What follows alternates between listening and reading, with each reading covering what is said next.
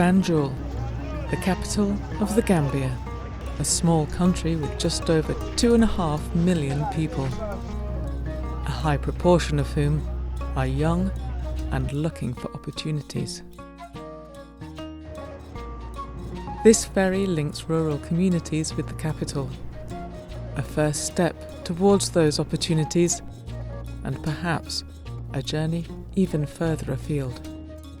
The youth are crying all over the world, but in Gambia in particular, the high employment rate is mostly from the youth segment, age 18 to 35, and it's a big problem.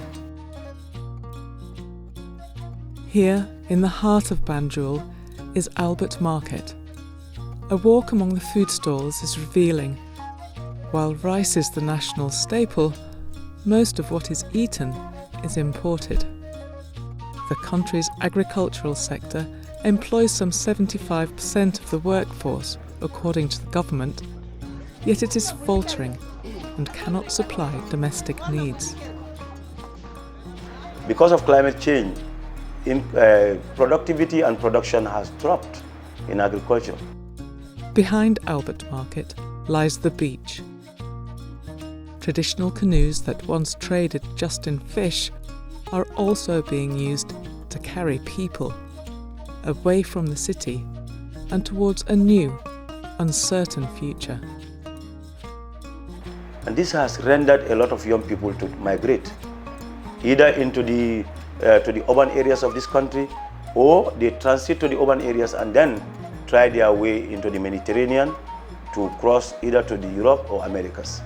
And we've lost a lot of our sons and daughters. So that impact is one that can never be neglected or downplayed.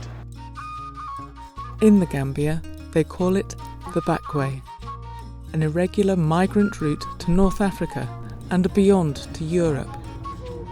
It's a risky journey on open boats and high seas. All too often, the boats don't make it and many lives are lost. Started in 2016 with funding from the European Union, the Jobs, Skills and Finance for Women and Youth in the Gambia is a programme that sought to turn back the tide on irregular migration. Tapping into the UN Capital Development Fund's expertise, the JSF programme took a whole-of-society approach to addressing the root causes of migration, creating jobs, building skills, and adapting to the impacts of climate change with the local Climate Adaptive Living Facility. Cash for Work projects pay a daily wage and offer practical skills training, enabling young people to build a future closer to home. Here in the town of Brikama, young people's lives are being turned around as a result. This is my house. Today I'm thanking God. The time I was doing the job, I cannot take a tool to make a block. But today, I'm the one who make this with my physical. I buy a goat, is there. So I buy so many things. I help my families and my father.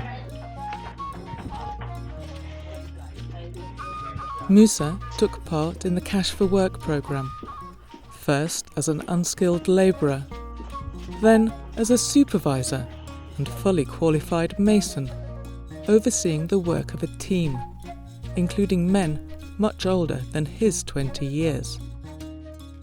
Musa and the community constructed a livestock and breeding shelter, a climate-resilient investment that is creating livelihood opportunities for the entire community.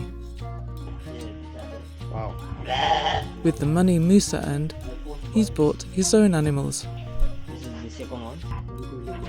and is making small investments to help his entire family. This job, he give us so many things. If I have this job, I want to stay and do this and have my money.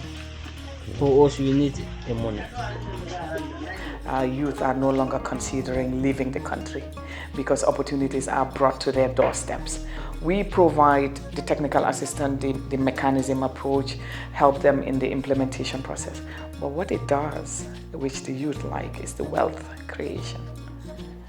Because the project grants is given to them in their communities and it allows them to spend it within their communities. And until we start creating wealth, we will not be able to eliminate poverty.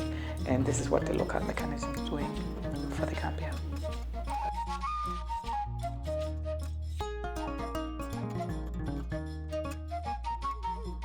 Locale, financing locally led adaptation.